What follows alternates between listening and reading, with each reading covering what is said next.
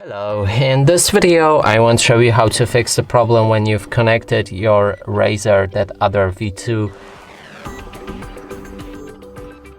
using Bluetooth to your PC, but as you can see it's not responsive.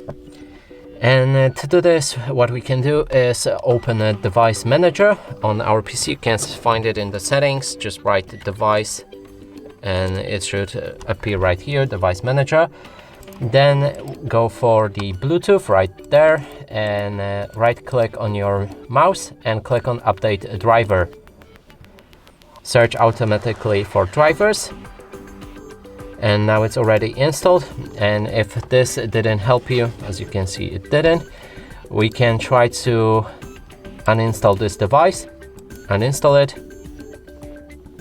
and try to connect it again with your PC. So we will restart the Bluetooth real quick, so turn it off and on, and then switch the Bluetooth sign to off and then up again to the Bluetooth.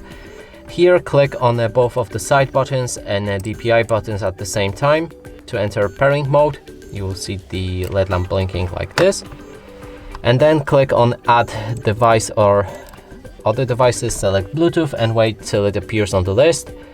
And I think it's already paired, so it won't show up, but if yours show up, then simply add it. And we're gonna go right here, remove device, and then again Bluetooth. Here's the mouse connecting, and it's ready to go.